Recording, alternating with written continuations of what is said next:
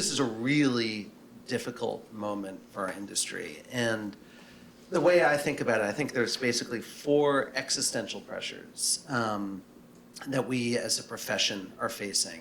And though none of those pressures recognize international borders, right? They are really, truly global.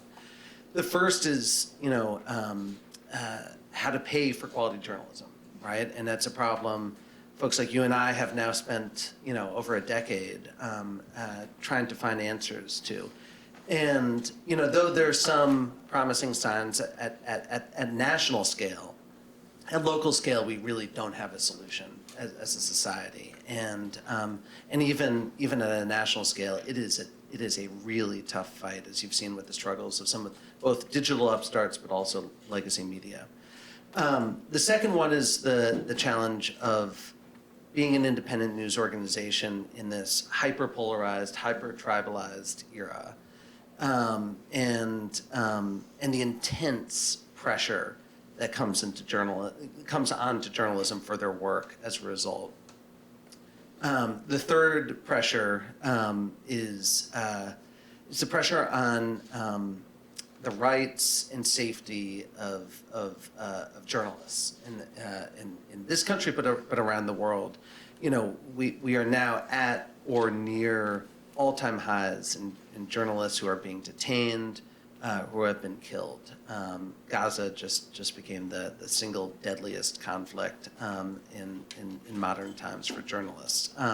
But even beyond that, we're seeing increasing legislation aimed at chilling press freedom. So, I think 75 countries passed fake news laws in the wake of President Trump's rhetoric that were, ostensibly, they weren't even ostensibly, they were directly aimed at chilling independent reporting in the vast majority of cases. But we're also just seeing surveillance, systematic harassment campaigns. So it's a much more difficult environment, both at the sort of the audience level, but then certainly at the national level to operate in. And then the last one is AI, right? And this is the newest one. It's the challenge. None of us really needed another one on our slate. But it is here, and I think we need to prepare for it to be every bit as disruptive as the arrival of the internet a generation ago. I'm going to come back to the AI question in a moment, but I'm just going to sort of pick up on this theme that Tom set us off on this path of what an amazing success the New York Times appears from the outside. Revenues are up, subscribers are up, profits kind of up, executive salaries are up. Congratulations, you have.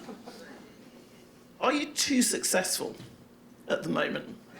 Because you're attracting also a ton of criticism about how you're using your power in the market, the size. I mentioned a phrase to you last week which you did not like at all, which I'm going to go ahead and say.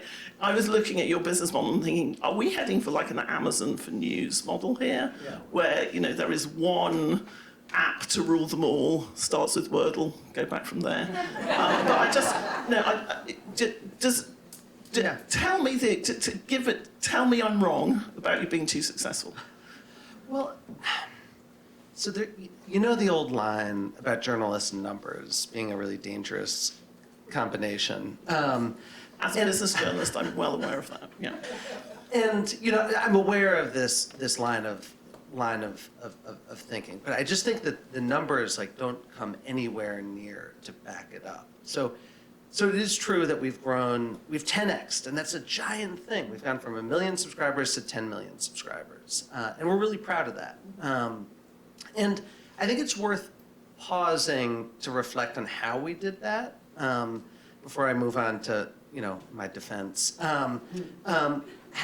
How we did that was we did it by doing the right thing, right? At every turn, we did the right thing, and the right thing at every turn was to invest in journalism. Right? Well, in quality journalism. Well, not really. We had 12,000 employees, and we sold off every bit of our company in order to save the New York Times, and then it wasn't enough. And we laid off 3/4 of our business staff to save each newsroom job, and then it wasn't enough.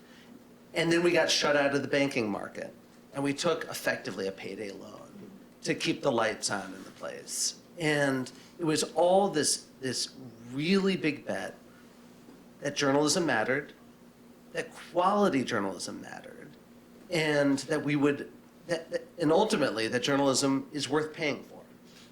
And all the smart people, thought we were wrong. They thought we were not just wrong. He's shaking his head, but Jeff did think you were wrong. I thought you were wrong.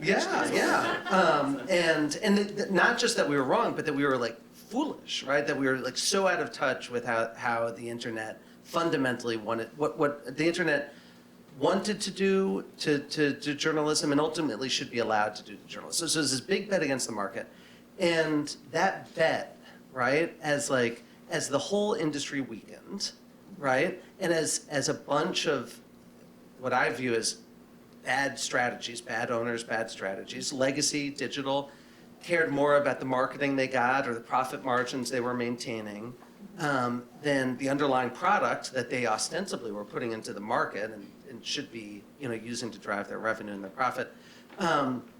As they continued to weaken the ecosystem, in addition to all the external pressures from the platforms, what we did became more valuable and more differentially valuable. Now, the good news is we've also seen, in the same period you've seen historic growth for us, you've seen historic growth, record growth for the Wall Street Journal, right, which is 3 times bigger than it's ever been. Washington Post, right, which has cut recently.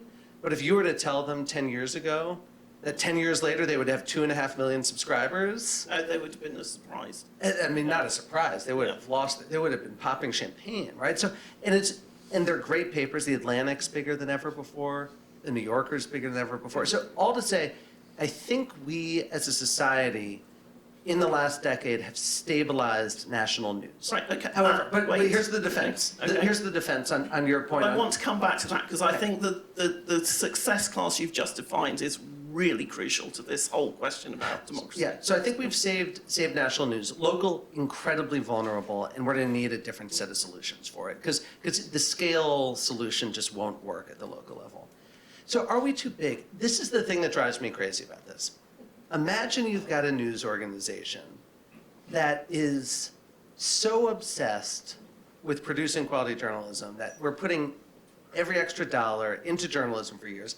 We literally, that woman right there, we said, go find Trump's taxes. And she, I'm sure, said the reasonable thing. I wasn't there, but said, well, they're secret and it's illegal to get them, right? And then 5 years later, this was her job. 5 years later, she comes back, here are Trump's taxes, and does, provides the public with the most important window into the true financial picture of the sitting president of the United States that had ever been provided. And so you have an organization like that. Meanwhile, look over at the streamers. So you've got Netflix. We don't want to get to Netflix size, right? You got Disney Plus and HBO. We've got no illusions. Hulu, no illusions. Keep going down that list to Amazon Prime. Keep going down the list. You're going to get to Peacock. And Peacock is basically synonymous with a failed streamer, right? Sorry, you looked around. Is there a Peacock person in here? I'm a huge Premiership soccer fan, so I'm like horrified that it might fail. But anyway, keep going. Okay. So Peacock, 20 million subscribers. Yeah. Above them, Yeah. Paramount Plus, too small to survive, 60 million subscribers. Standing joke. Yeah. So all to say, I think our industry needs to think bigger again. Right. There was a time in which it was expected that 1 of every 2, 1 of every 3 American adults would subscribe to a news organization, would pay to be an informed citizen. And I think that is the market that we want to create. And we won't, wouldn't, and shouldn't take over that whole market. But I think that whole market should grow. And the notion that the best players in the market shouldn't have 10 million, 20 million people paying to enjoy, the 5 years of work that's being put into, meaningful investigative reporting. I think that's something we should be striving for as an industry.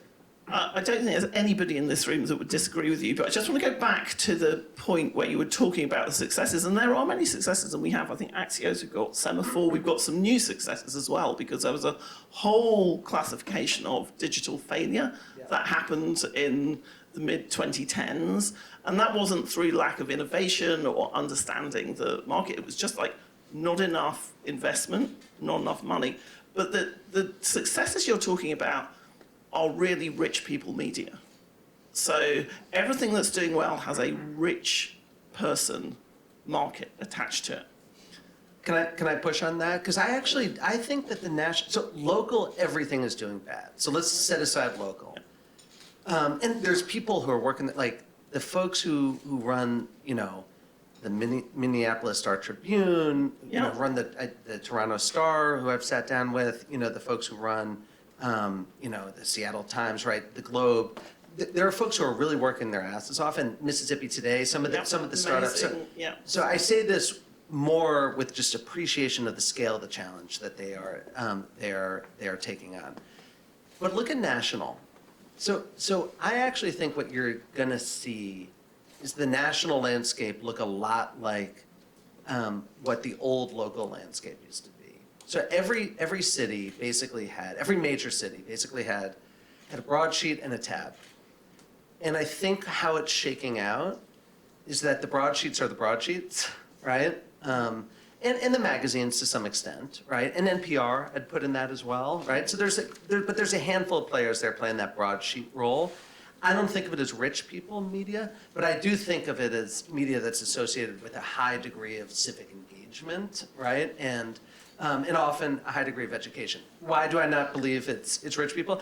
Like literally our single best market is librarians, who I would say would not self-describe for us, for the Times. No, but I'm fairly sure they're getting their expenses signed off on at least getting. Well, I mean, just next on the list is teachers. But I suppose hear me out on this, which is so. Okay, if we want to define it as elites, is that enough? Is the engaged audience for news enough? Because the Tab's role is being played by cable. And so that's no. The Tab's role is being played by like everybody on TikTok, surely. I mean, is it being played by cable? Cable really? Well, cable still has the largest audiences by far, right. The highest engagement by far of any news organization. Nearer my age than yours, it has to be said. They're sort of aging out, maybe. Not when you look at their digital engagement, right? So the digital, like the CNN is by far the largest player in terms of the audience they reach in America. Fox is number 2. Right, and NBC I think is either number 3 or number 4, right, with us tucked in. But it should be said a fair chunk behind us. Why am I saying all that? Because it's to me it's a useful way to understand the reshaping ecosystem, which is that sort of hybrid that the Tabs played of like a little bit of a hybrid between news and entertainment, right? It's being played by the cable players. Whereas like the straighter news, independent news continues to be played by the more traditional players. But that in itself, that is a model which is aging out. So the gatekeepers, and again, you've talked about this recently, have changed. So we're in an environment now where gatekeeping is really done by a small number of platform companies in terms of distribution, but also in terms of kind of shaping the debate a bit more. And I would say the ownership of those platforms at the moment range from actively hostile to journalism, if you take our friend Mr. Musk over at Twitter, X, through to sort of benign but not really actively helping journalism that much at YouTube, Google, etc. Reshaping is not really in our hands anymore. And what I worry about is that the environment they've created and the environment that maybe you're benefiting from, maybe my home shop, The Guardian, is benefiting from, is this idea of a few large players that actually survive and then gig work for all other journalists everywhere, whether it's your newsletter, your local kind of 2 or 3 person shop. Do you agree that that is one possibility? And if it is that something that we should be thinking how to re-engineer, a bit like Canada has with its legislation? Well, there's so many questions in there. Sorry. No, it's all right. This is yet more evidence that you are more thoughtful about the digital ecosystem and how it should be reshaped than I am. So I hesitate to even offer my view on it. perhaps, look, I joined the New York Times at a moment in which we were about to start the first of like 8 layoffs and buyouts. And like literally hearing a group of people clapping still sends chills through me because it's like, it was all the goodbye parties, you probably had them at The Guardian too, right? You know, which was like this generational hemorrhaging of talent, right? Like great journalists, great young journalists, great old journalists, like just like all leaving, being paid to leave, right? Our profession. And so that's when I joined the Times. And so I'm watching an ecosystem that got right there to the edge strengthen, right? Like I remember The Guardian 5 years ago, I think laid off something like 40% of the staff. I mean, a huge amount of We staff. definitely didn't lay off 40% of Okay, the staff, yeah. but we had to make cuts, I mean, which it was a huge one. This is right after Cat comes in, right? I'm thinking. yeah, there's a right? percentage. I mean, the newsroom was actually largely left out Yeah. of that, but yeah. And has been growing, consistently since then. So I actually see at the national level a trend towards stability. Now, it is really easy to convince me that the platform that we are on is itself unstable, right? So that like the trend towards stability is now about to be undermined by the platform's retreat from news, Yeah. and by the arrival of AI, right? And the combination of those two, that's a really powerful thing. It's part of why, like, anytime anyone's like, "You're doing great," you hear me pushing back on that because I just think the landscape is. I think every institution basically needs to pitch a perfect game, in order to, what I say to my colleagues often is like, look, we had an awesome 5 years. You know what we won? Here's our prize for the awesome 5 years we had. We get another 5 years. Get another 5 years, just like that. And so I think that that's like almost a permanent posture that we're going to need to take as an industry. But again, at national, it sounds like I'm just a bit more optimistic about the trend, about the trend line there. At local, I'm basically despairing, and I think that the civic costs of our failure at a societal level to reckon with how important local news is, it can't be overstated. Is it just societal, but is it also actually governmental? So we've seen packages. This is very un-American. This is very kind of European, and I have to say that Canada, Australia criticised legislation, but nevertheless it's kind of drawing a line that says we need a transfer of wealth somewhere, Yeah. and we need a structure to actually provide support, right? America is like trying to kind of figure it out on its own through foundations, non-profits, amazing growth, amazing innovation. Is that enough, or do we actually need some real help from policy to sustain, to build the roads out? Again, this is a spot where you're almost certainly more thoughtful than I am. But my instinct is that help from policy doesn't necessarily mean financial support, right? So like a regulatory regime that like actually protects fair use, right? And the right of people who spend money and take risks to create journalism and bring this information to the world to receive any kind of benefit from it and have any direct relationship with the audiences for it, right? So I think there's all sorts of policy changes. I mean, even the things as basic as whistleblowing protection, right? Like, so I think there's all sorts of policy changes that we have seen less of in this country than we need to, right? And Europe has been a leader on this, and I know Canada has done a lot as well. I think the question of government financing is just one that I don't feel well seated to talk about because it's so complicated. Right. You're seeing this huge reaction to it in your country, right? With the well, BBC. when you say huge, I mean the Conservative government is reacting to it. Yeah. But I think that's another political question, really, which is there are lots of people who are the enemies of journalism in the political establishment. It makes it into a political question, right? Like that 5% that NPR gets, or 3%, or whatever it is just such a thorn in its side, right? And I'm sure that it has complicated life a lot for that institution. So anyway, but at the same time, I literally can't see a free market path for supporting journalism at the local level. So, once you don't see the free market path, there's not that many options left. There's the philanthropic path. Yeah. And, when I look at the amount of money that we put into educational institutions in this country and cultural institutions, it boggles my mind that we would care that much about like an enriched society and put almost nothing as a society into informed communities, right?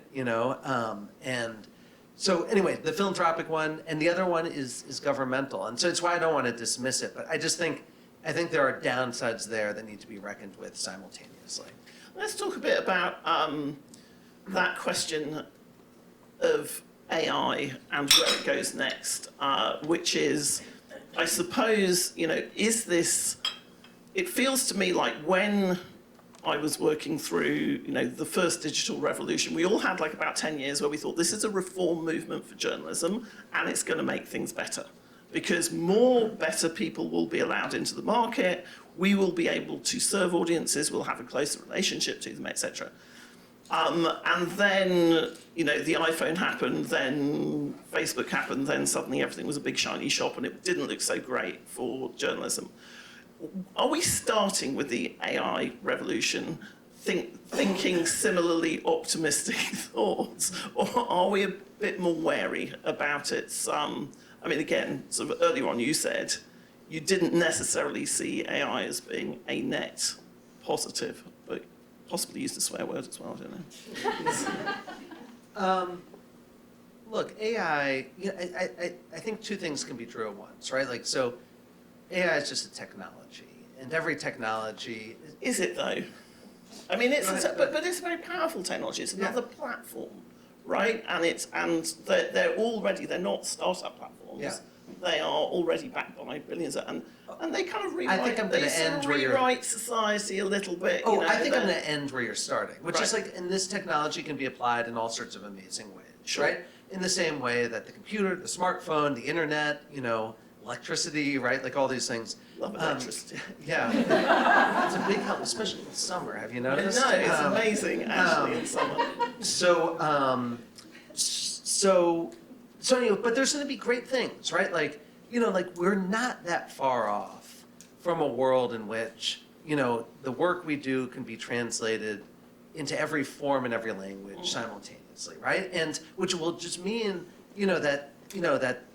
I'm sorry, you're just the one colleague here. So like when Sue Craig has like a great story, it's just like it can reach more people. And like, just in the last couple of weeks, we now are using AI to automatically translate all our text articles into audio. And so, it's just never been better to be a visually impaired person who wants to consume the news, right? So, and, 3 years from now, it'll never be better to be a Russian speaker or or whatever, because we'll be able to translate to all language. So AI is going to do great stuff on that. It's going to be great as a reporting tool for investigative reporting because, pattern recognition is so much of what you're trying to do. Anomaly detection is so much of what you're trying to do. When you regard it just as a tool, there are all sorts of upsides. However, there are really profound downsides, right? So like currently, the way much of the AI ecosystem is being created is they've just stolen a bunch of, the work that my institution spent 173 years creating, right? That people have literally, been shot at and faced bombings and taken big risks to do. And then it's inhaled it and has repurposed it to create competing products. And those products happen to be backed by, in one case, literally the largest company on the face of the earth, Microsoft, right? So, Who you're taking on in a legal arena. Who we recently sued to fight for our right to receive fair compensation for the work that we create. And so anyway, so I think those are the two things, right? So there is real dangers to how this technology is being, is taking form at its early stage. But it's also a technology, and it's going to bring all sorts of good things with it. I think what our institutions should be cognizant of are all the lessons that you and others, helped learn, help our industry learn, which is, the institutions that ignored Facebook and Google, they failed. The institutions that bear hugged, Facebook and Google, they failed. You know, at the end, the institutions that took those places seriously but understood, you know, created And not your friends. wary Yeah. relationships. They're not their friends. Our interests are not always aligned. Are the ones that have done the best. And I think that mental model, I think, should be brought to this next leg. In terms of, so let's talk a little bit about, I'm just sort of cognizant of time, and I don't want to let you off the platform without asking the democracy question. And it's 2024. I hear there's an election this year. I think there's an election everywhere. I think there's an election Yeah. everywhere, but there's particularly one here. The Times has really been in the crosshairs on the editorial front for how it has let Donald Trump's insurrectionist tendencies off the hook, how it's perhaps described, you know, I'm sure you don't have time to go on Twitter, but those of us who do, Yeah. looking at Jeff, the criticism is pretty high tempo, and a lot of people can still remember 2016, Comey's emails, etc., etc. Tell me how you're thinking about this year as leader of the institution. How have you changed? Do you think you need to, what lessons have you learned? Do you need to change more in the way you're tackling this? Yeah. So let me say a few things. First of all, the notion that the Times of all institutions is letting Donald Trump off the hook is ridiculous on the face of it, right? You know, I would go so far as to say that there is no institution, any institution, I'm including the Justice Department in this, that is responsible for more of what we know about Trump's conduct, his fitness, his misconduct. You know, we have run, we're probably into the hundreds of investigative stories. You know, I've been pointing to my colleague Sue Craig. She was part of a team of 3 reporters that we gave 5 years simply to paint a complete picture of his finances, of President Trump's finances. We had a similar team, what do you think, 6 people who were just looking into his businesses and their ties with foreign governments. We had obviously a team looking into his performance as president. You know, we were the first news organization to report on his conduct with women, right, which recently became a big issue with a civil trial that he lost and has been ordered to pay a huge amount of money. So, you know, and that's even before just the day-to-day of the reporting of folks like Jonathan Swan and Maggie Haberman, Peter Baker, right, who gave a ton of texture to how he was leading in a daily way that I think is really central to our understanding of how this presidency operated. So, you know, the notion that we have ever once pulled a punch, even half a punch, is just not true. I think a lot of the criticism that we face, and it's from the left, is basically around what do you do about the other candidate in a race in which one candidate has raised all these profound questions about their fitness and commitment to democracy, Yeah. right? Yeah. So you've got with that candidate, right? You just report on his commitment to democracy. You report on the statements, right? So like we're not like waiting for him to say things at a rally. Like we took 3 of our best reporters, gave them a full year to dig into what we called was the biggest series we did last year, the Trump 25 Project, right? Which was, what does his first year of a second term look like? What is his governing agenda? Here are the things you know about it.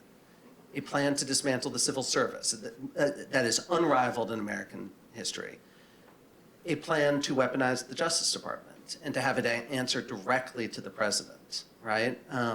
You know, a historic effort to vet folks so the so-called grown-ups in the room don't keep sliding in and restraining the president's impulses, right? He's basically putting loyalty tests in place, right? Immigration, tax on the press, like all these. So, you know, there's a body of work that shows this. So in covering, you know, Trump and you know, the challenge that he presents to democracy, it's actually quite easy. You cover it, and you cover the hell out of it. Biden's age? So then the question is, what do you do about the other candidate? And I know that there are a bunch of folks, including some folks in this room, who have, it sounds like maybe you, who have concerns about us covering I'm just asking questions. Biden's age. And here's where I land with this, right? First of all, a watchdog can never let itself become a lapdog, right? Just because we're covering the hell out of another guy who's given us good reason, 90 felony charges to cover the hell out of him, does not mean that we should not be covering the other guy, right? So that's one. Two, he's the oldest candidate, in the history of, obviously he's the oldest candidate the oldest president currently, and the oldest candidate in history. If you look at voters, the vast majority of voters they say their single biggest concern about him is his age and fitness, right? That includes the vast majority of his own supporters. Say it's the one thing that's giving them consistent hesitation, right? Meanwhile, you have him providing a historic lack of access to journalists, right? So in terms of the number of questions that President Biden has answered from a journalist, we have not seen any precedent for this since second-term Reagan. And just linger on second-term Reagan there, right? And so that combination of, President Biden's given more interviews to Jason Bateman, 2, than to the Wall Street Journal, New York Times, and the Washington Post combined, 0, right? No president that I'm aware of has not given so why am I saying all that? Because it is definitely a question.